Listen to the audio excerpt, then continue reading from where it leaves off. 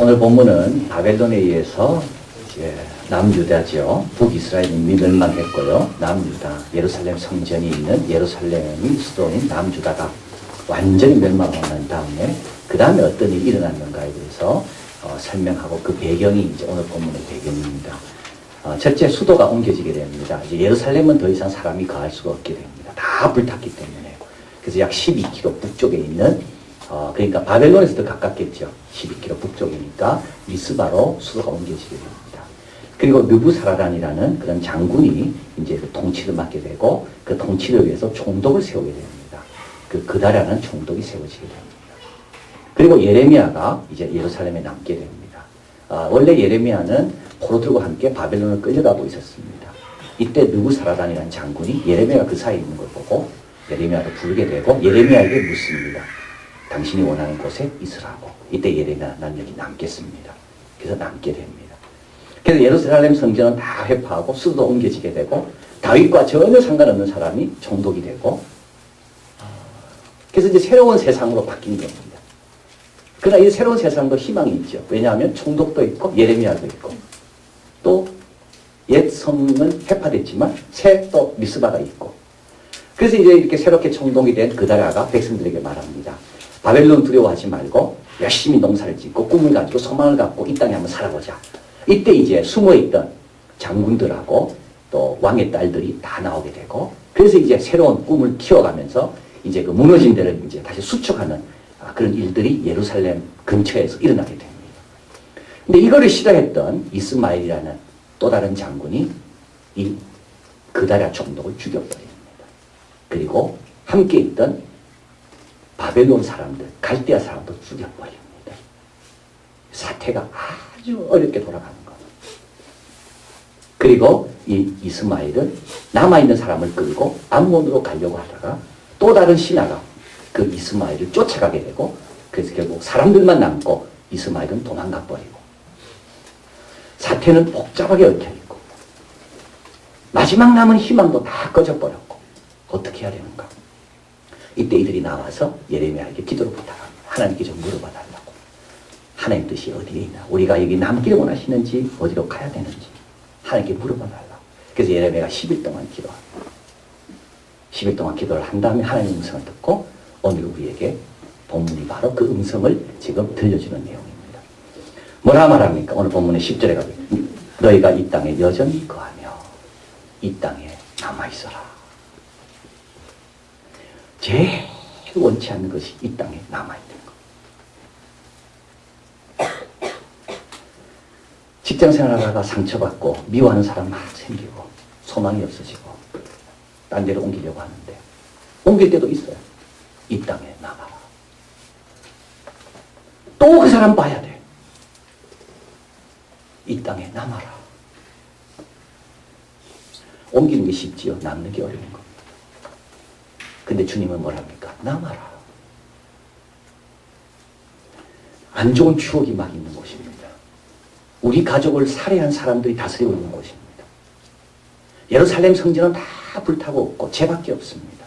있을수록 옛날이 생각나고 괴롭힘은 상처가 있는 곳. 남아라.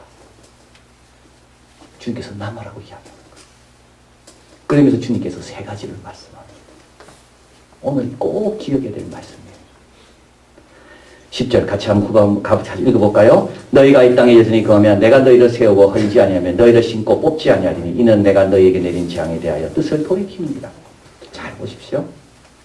심고 뽑지 않는다. 세우고 멸하지 않는다.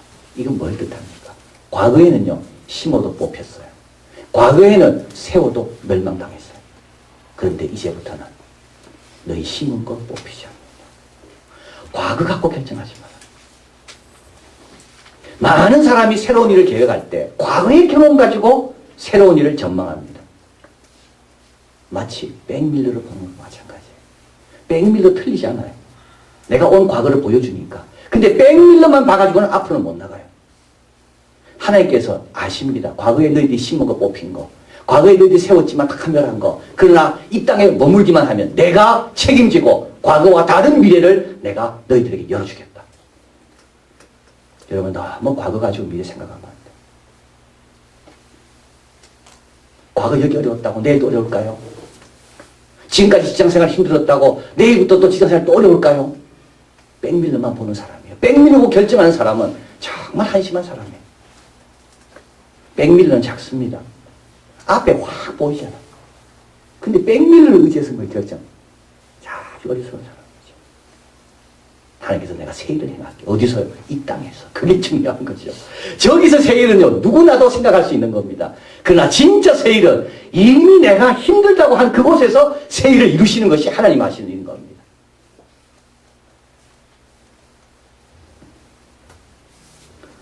여러분, 그동안 어떻게 살았나요? 그거 갖고 앞으로 미래를 생각하지 마십시오. 과거에 실수하고 잘못 살아도 새로운 미래는 하나님 안에서 얼마든지 전개될 수 있는 겁니다. 지난 금요일 날 설교 준비하고 있는데 밤에 우리 청년 한 명이 들어왔어요. 그래 뭐 이것저것 이야기하다가 정말 금요일 저녁 밤 얼마나 중요한 시간입니까 저에게. 설교 준비를 해야 되고 시간은 얼마 없고 근데 걔가 들어왔어요. 그건 제가 얼마나 바쁜지 걔는 잘 모르는 거야. 그래 앉아가 계속 이 질문 저 질문.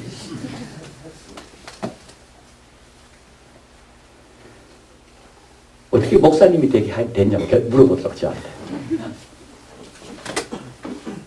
그래서 제가 야 하나님은 창조적인 하나님이시더라. 나는 우리 아버지 목사님이었기 때문에 나는 목사의 역할을 하면 우리 아버지만 생각했는데 그래서 나는 안 될라 그랬다.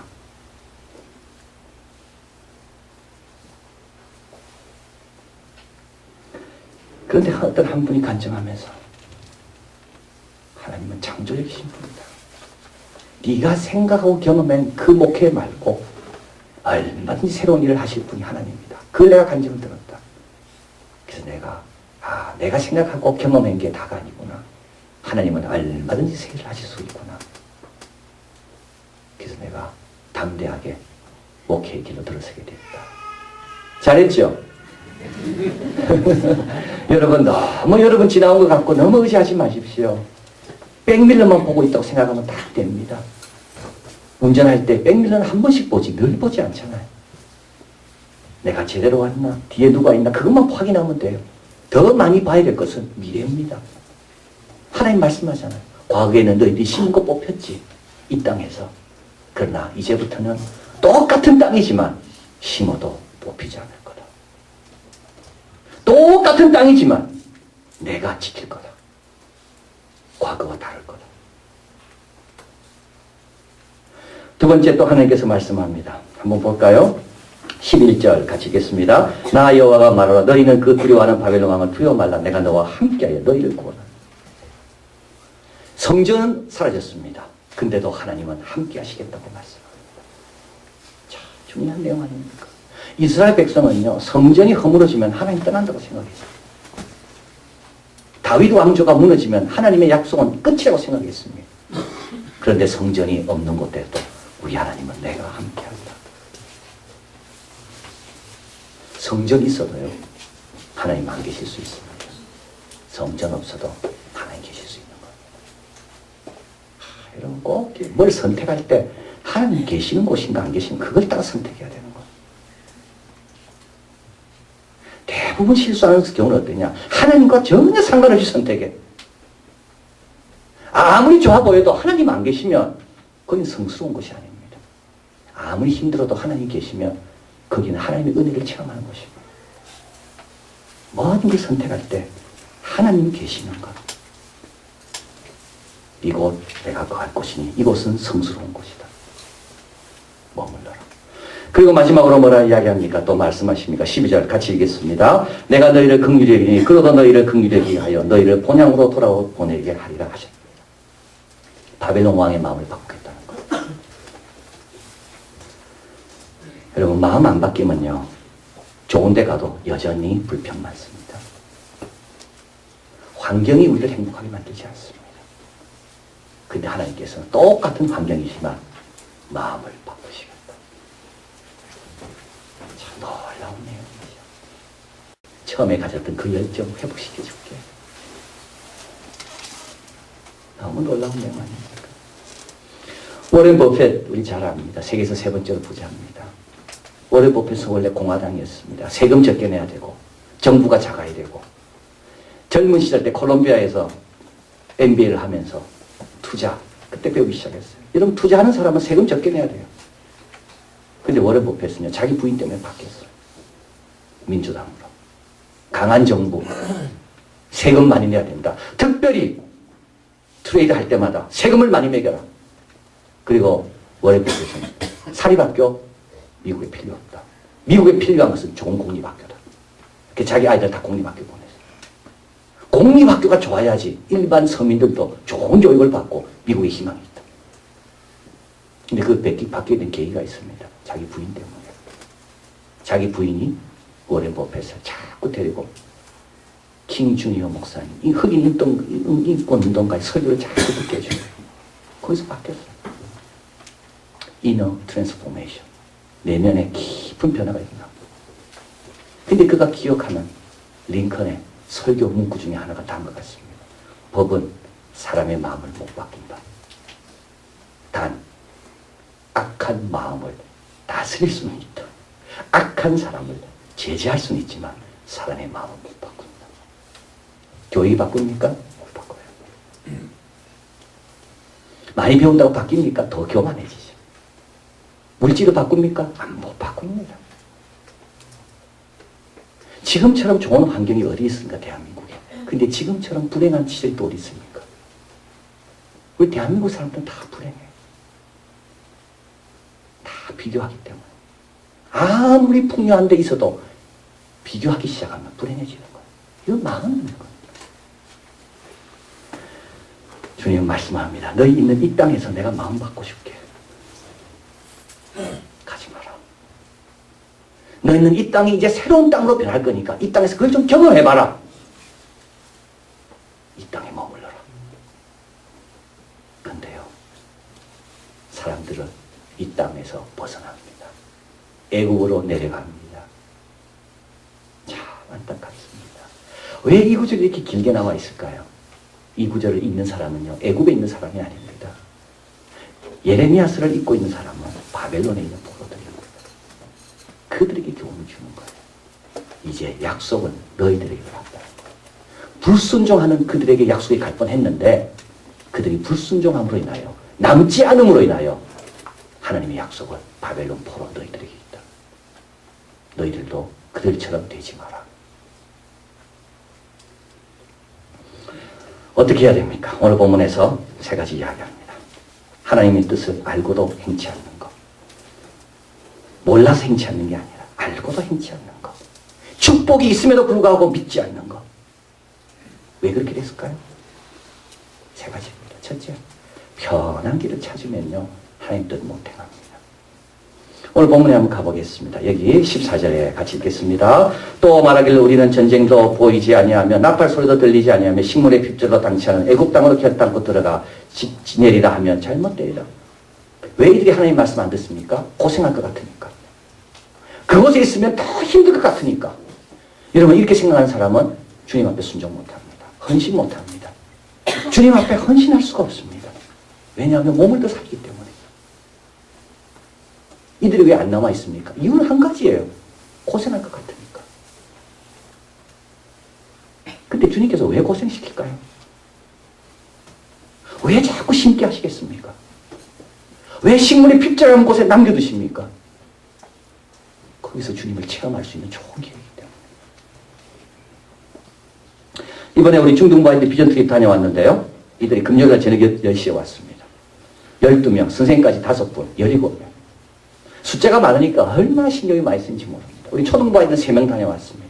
초등부 아이들은 간 것 같지가 않아요. 같은 것 같은데 금방 돌아왔어요. 숫자가 작으니까 이렇게 부담이 없어요. 근데 숫자가 많으니까 얼마나 부담이 되는지 몰라요. 그래서 아이들이 돌아왔어요. 한 명 한 명씩 일어나 이야기해보라고 그랬어요. 어떤 아이 이야기야? 자기는 가기 싫었대. 우리 엄마가 가라는 말 할 때마다 자기는 화냈대. 근데 가보니까 귀야못 깨달았다. 학생 한 명이 이야기합니다. 자기는 몸이 너무 약해가지고 여행 다니면서 늘 힘들었대. 그래서 다른 아이들이 짐이 될까봐 그게 자기에게 가장 큰 부담이에요. 그런데 잘 끝내서 얼마나 그냥 막 울더라고. 마지막 한 아이. 여기서 하나님을 사랑하게 됐다고요. 하나님을 사랑해야 되니까 청소는 매일 성경을 아침마다 하는데 그것이 자기에게 막 쏙쏙 들어들어요. 그리고 공연하는데도 공연이 매번 새롭게 느껴집니다. 어디서 깨닫습니까? 편할 때입니까? 아닙니다. 여러분, 아이들 편한 데만 보내가지고는 절대 믿음 안 큽니다.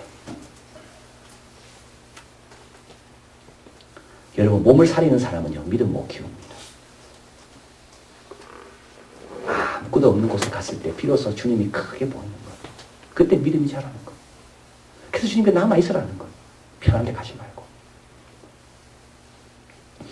유진 부터슨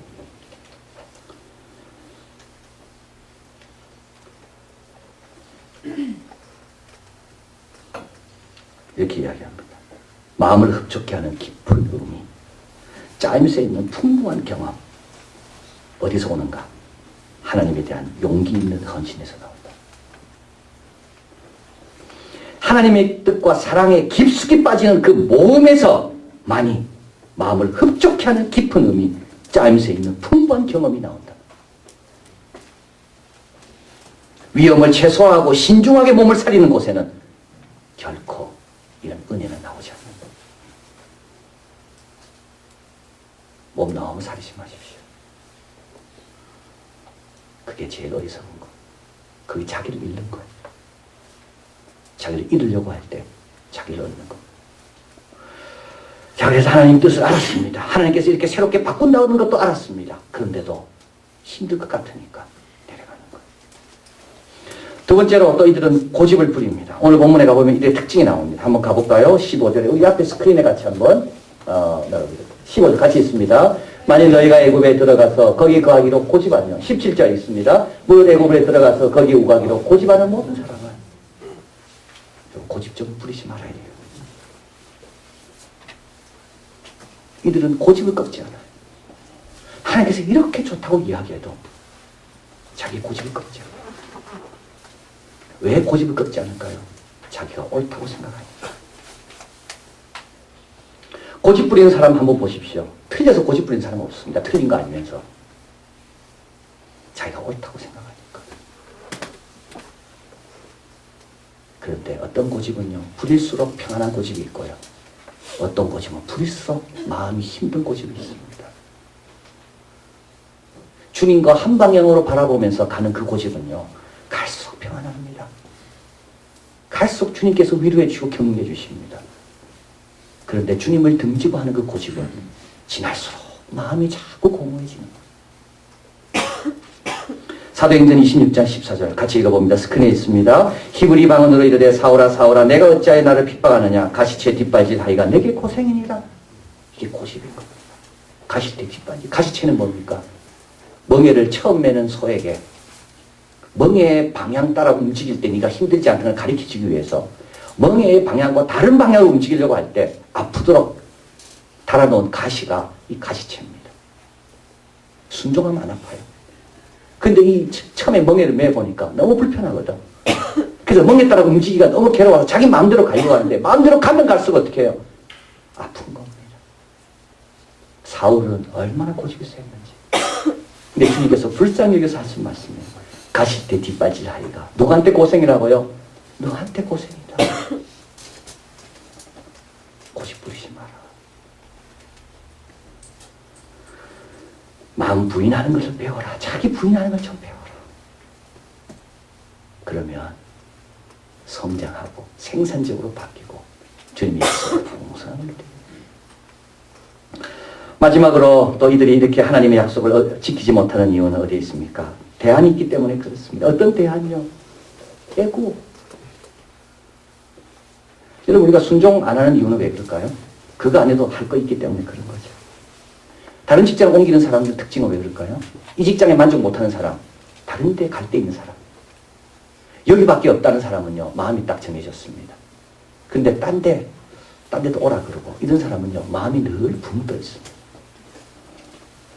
이스라엘 백성이 하나님 앞에 온전하게 신앙생활을 못하는 이유나 이들에게는 애국이 있었기 때문에 그랬어요. 광야를 나왔습니다.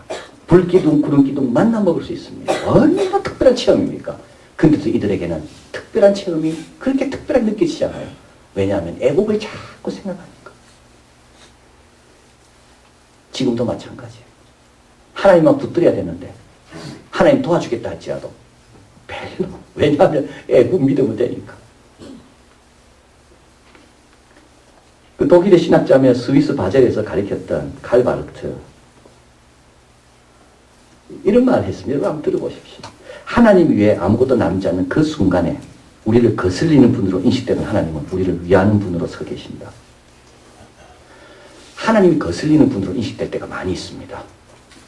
주일날 뭐 하려고 하는데 하나님 왜 안식일을 지키라고 했을까? 내가 놀 거 많이 있는데. 이렇게 하나님 거슬릴 때 많이 있습니다. 하나님께서 11조 하라 하잖아요. 내 쓸 거 많이 있는데 왜 하나님은 11조 하라 그럴까? 하나님 거슬립니다. 근데요, 왜 거슬립니까? 내가 믿고 있는 게 있기 때문에 거슬리는 거예요. 진짜 하나님밖에 없어 보십시오. 하나님 말씀이 거슬리는가? 거슬리지 않아요. 하나님께 잘해야지. 나에게는 하나님밖에 없는데 하나님 말씀 잘 들어야지. 근데 하나님 말고도 뭔가 믿는 것이 있기 때문에 어떨 때는 거슬리는 거예요.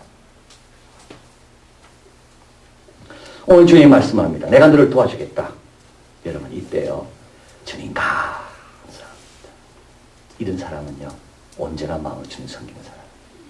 내가 도와주겠다 할 때 나 애국도 있는데요. 이런 사람은요. 두 마음인 겁니다. 여러분 한번 생각해 보십시오. 내가 너 책임질게. 내가 네 자녀 책임질게. 이럴 때 맞습니다. 주님밖에 없습니다. 이렇게 나오는가? 안 그러면 반쯤 감사하면서 그래도 내가 자녀를 위해 해놓은 거 많이 있는데 이런 사람은 주님의 뜻을 못 따릅니다. 애국이 있기 때문에. 저번 그 가을에 타임즈에 그 아프가니스탄에 대해서 났습니다. 제목은, 커버 스토리 제목은 그렇습니다. 왜 미국은 아프가니스탄을 구할 수가 없는가? Why America cannot save Afghanistan? 미국이 2001년, 지금 꼭 10년 전입니다. 아프가니스탄에 들어갔습니다. 9.11과는 조금 다르다고 그럽니다. 하여튼 아프가니스탄에 여러 가지 어떤 정치적인 이유뿐만 아니라 도덕적인 이유도 있었습니다. 그러니까 아프가니스탄 들어갔어요. 그래가지고 그 당시에 여자아이가 다니는 학교는 하나도 없었습니다. 여자아이 가운데 학교에 다니는 아이는 한 명도 없었습니다. 그때 2001년도. 근데 지금은 미국이 들어가서 탈레반을 몰아내고 학교도 세워주고 해서 여자아이들 300만 명이 학교에서 공부하고 있습니다. 그 당시만 해도 남자아이 가운데 100만 명만 학교 다녔습니다. 근데 지금은 500만 명이 학교를 다니고 있습니다. 다리를 만들어줬습니다. 길을 만들어. 그때 한 추장이 와서 이야기합니다. 이제 우리가 문명과 연결되는구나. 다리가 생겨서, 길이 생겨서 아주 고마워했습니다. 그런데 이라크 전쟁이 터졌어요. 미국의 집중력이 흔들리기 시작했어요. 그리고 탈레반들이 쉽게 물러서지 않아요. 길을 하나 놓으려 해도 탈레반들이 습격하는 거예요. 그래서 도로공사할 때마다 탈레반한테 돈을 줘야 되는 거예요. 습격하지 않도록. 그리고 거기서 아편, 이런 마약을 막 제거하기 때문에 미국에서 도움 주는 것보다 그 아편 재배로 인하여 얻는 수입이 훨씬 많은 거예요. 아프가니스탄에서 미국의 군사 1,700명이 죽었습니다. 군인들이. 700명의 공사 현장에서 인부들이 죽었습니다. 14,000명의 미국 시민들이 다쳤습니다. 돈을 얼마가 들었는가 하면 4,400억 불이 들었습니다. 한번 계산해 보십시오. 4,400억 불이 얼마인지. 이제 2014년에 미국은 철수해야 됩니다. 그런데 처음에 가졌던 희망은 다 사라졌다는 거예요. 그 기자가 이야기합니다. 여자입니다. 자기는 아프간에 가서 아프간의 소망을 받기 때문에 아프간 남자와 결혼도 하고 아이 놓을 때 그 아이를 아프간 시민으로 만들고 지금은 그렇지 않다는 거예요. 아이를 다 미국에 보내고 그때 희망이 다 사라졌다는 거예요. 돈 그렇게 많이 들이고 그렇게 많이 희생했는데도 왜 그래 됐을까요? 아무리 세워도요 누가 헐면 안 되는 겁니다. 내가 세우려고 아무리 노력해도 누군가 와서 헐어버리면 아무 소용이 없는 거예요. 또 한 가지, 마음이 바뀌지 않으면 아무 소용이 없는 거예요. 그리고 마지막, 미국은 거기 영원히 있을 수가 없어요. 철수해야 되는 거예요. 여러분, 하나님 도와주신다 할 때 감사함으로 생각해야 됩니다. 하나님만이 마음 바꿀 수 있습니다. 하나님만이 떠나지 않습니다. 하나님만이 내가 뿌린 것을 지킬 수 있는 분은 하나님밖에 없는 거예요. 근데 조건이 있죠. 뭡니까? 내가 거하란 곳에 거해라. 그곳이 힘들다 할지라도 내 믿고 거기 지켜라. 고집을 보여라. 그리고 내가 도와준다 할 때 진정으로 감사해라. 하나님 대용품 의지하는 거 이제 좀 정리해라. 그러면 심은 거 아무도 뽑아가지 못할 거고 마음도 변할 것이고 나와 함께하는 성스러운 자리가 바로 그 자리가 될 것이다. 자, 이 말씀 꼭 기억하시고 이제 십자가를 지고 오라 할 때 여러분 담대히 가시고요. 너무 고집 부리지 마십시오. 그리고 애고부지하는 거 하나님 도와주신다 할 때 내 반응이 어떤가를 점검해보고 하나님 감사합니다. 그래서 어떤 곳에 있든지 복으로 바꾸는 우리 모두가 되기를 진심으로 바랍니다.